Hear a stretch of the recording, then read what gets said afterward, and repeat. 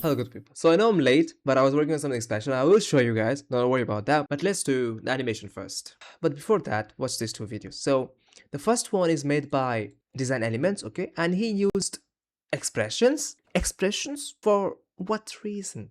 So this is not really After Effects, right? And we don't really need expressions for everything that we do. And the next one is Motion Epics, which more or less he did the same way, like how he did. And but you know, they're teaching something, and I think it's good. But this is not the efficient way to do proximity animation in DaVinci Resolve, because DaVinci has a built-in feature which maybe they don't know about it, or maybe they're just not telling you. So I want to say that let's not do things like the After Effects way in DaVinci Resolve Fusion, because Fusion is a different tool, right? And we cannot fit After Effects stuff and cannot make DaVinci like the After Effects, because it's just like forcing sun to be the moon. So let's not do it. And let's start the video. So come to Fusion and add a background and then connect it to the media out. Then add all your icons and connect to the media. Now I'll get my node manager and I will just rename them. Now I'll separate the image and I'll add it to the background. This is the image that will be our background. And I will just add one icon for now so we can test our proximity on it first before applying it to the others. Now we will add two transform nodes. The first one is the reactor and the second one is the main. And this will be our main, so I will just write it m1, and then in transform I will make it t1 for target 1. So let's do the proximity on the size one first, and then modify with what we'll be using is offset angle and offset distance. Okay, these two are the proximity modifiers. All right, in position, now in position you have like you name it the m1, which will be our, like, you know, main, and the offset will be our reactor, right? So you can do two ways, you know, like you can just, you know, drag them and to them like this, or you can just type it, you know, like type it. I like to type because it's just faster for me. So, and the offset will be t1 center. Now make sure that your mode is an offset, right? There are other ways, and I mean there are other modes too. We're not going to details in this video now, but surely if you guys want it, I can make a video specifically on the modifiers, right? So yeah, now just select the one image so that we can see the proximate animation, and as you can see, it's done, right? Like it's working.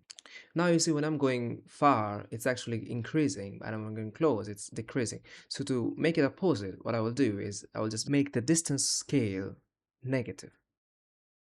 Now you'll see one thing, when I make it negative, you can't see the image anymore because the distance offset is 0.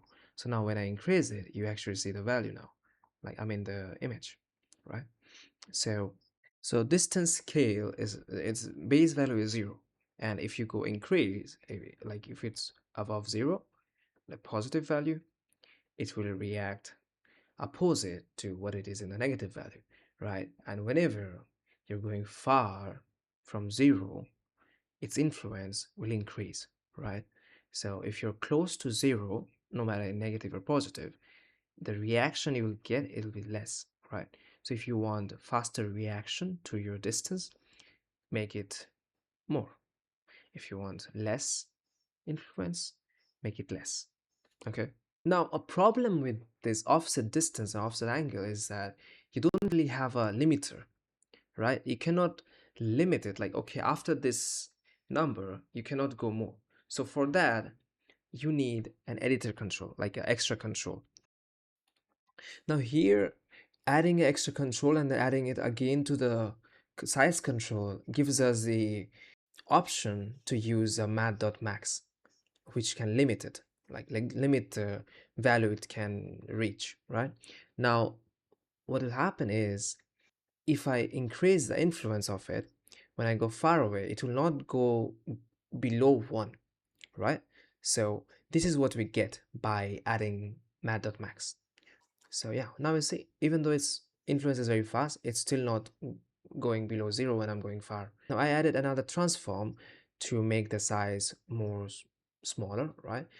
And yeah, now I will add a crop tool because the size of the icons is not same as the background. So if I use anything like pivot or anything, this will mess up. So I will just make the icons aspect ratio same as the main aspect ratio, right? And then I will use my node manager to add all the transform that I will just copy the transform and add it up, and then I will add my ref shape to get a arrow image, and let me make it arrow, remove the body, and then yeah, okay, angle a bit, and then we have it. Now maybe adding a stroke will be good. Let's add a stroke. Now I will just position them well. Now I will just select all of them and use my node manager to position all the images, okay, like the icons. So I'll select all of them and select the middle one, the T13, so it goes from the middle, right? And increase my X with sequencing on. And we have the reallocation in just a click.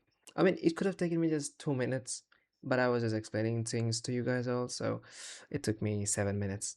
So yeah, and of course you can make animation to the cursor, and yeah, that's it. Thank you for the video, and I hope you have learned something new. And if you guys want to buy my node manager, please do. Before that, let's do a slide up animation, right? So select all of them, right? And I will add keyframe to the Y value. So we have something like this. Now I'll go to the first page and offset. I will apply offset of 3 keyframes and it's done. Yeah, it's done. So I will just make it curvy, the curves, and we have the animation in just 30 seconds. So yeah, ठीक है. तो अभी आते हैं जो मैं बना रहा था, जो प्लगइन मैंने बनाया, ठीक है. तो मैंने बनाया है एक बहुत ही मस्त वाला चीज़. So the tool I was talking about is my Ease Animate macros, okay, and you can access them from edit page or from the Fusion page with this, right? And you just type rev, right? And you have all the things that you have for me, right? Like from me, which is all of this stuff, like skills made, path flow, and all stuff, right? So what does so what does it do? It just makes your work much easier, faster, and better, right? This is a V3 of Slide Pop. Slide Pop had some issues. For beginners, they don't really knew how to use those offset and scale, right? So what I added is buttons for it, right? So you start the animation from 0, and maybe you want it to end it here. So end here. Now you have the animation, right? And to choose which animation you want, you have 10 presets, like the same as before, right? Elastic, bounce, and all of the stuff, and you can combine all of them, like you can combine quint with bounce, and like you have something like this, and a lot other stuff, right? Like bounce to something else, expo, and also to bounce, and then you say like it will bounce and then come back, like, and the pivot, okay, and if you do pivot, it will have, this is just the scalesmith, right? Now all of this timing is actually similar to all of this stuff. So what timing has is like animate in and animate out, right? So it is the animate in, right? This is the animate in. Now if you want, by default animate out will be turned off, okay? And what animate out does is like if you turn it on, okay, and if you set it, not from here, maybe if you want to animate it out at the end of here, so like set out start, and then here set out end, right? So now what will happen is it will go back, like it will just reverse the animation, right? So this is the same for every one of them. Now there is scalesmith, okay, which is a size, and there is flexi scale, which size y and x different, and the path flow is there. Path flow is really cool.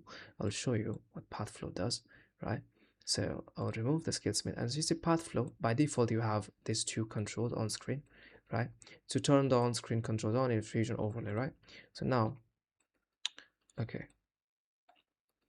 now you see by default you have this circle thing. Now of course you can change it to anything that you like, if you just select one of them and then make this like this, and I will add a background maybe. Now see, you see you have the path in edit page. Of course, you also get the same thing in Fusion too. You can just quickly animate whatever you like. Now you want to start end that here, right? So just same thing, click on here and end it here, maybe end here. Now you see it will go slowly because we increase the distance, right? I mean, we increase the time duration, right? So yeah, of course you can anything, and of course with this control on screen you can make the size smaller as you like, and there you go. This is a path animation. And of course there is another thing that is there is anchor flow. Anchor flow is also cool, what anchor flow does is like all the basic animations that you do, like slide up, slide pop, whatever you do. And of course you have the XY here. You don't need extra stuff for X and extra stuff for Y, which other creators give you. Like that's kind of bullshit. So get everything from here.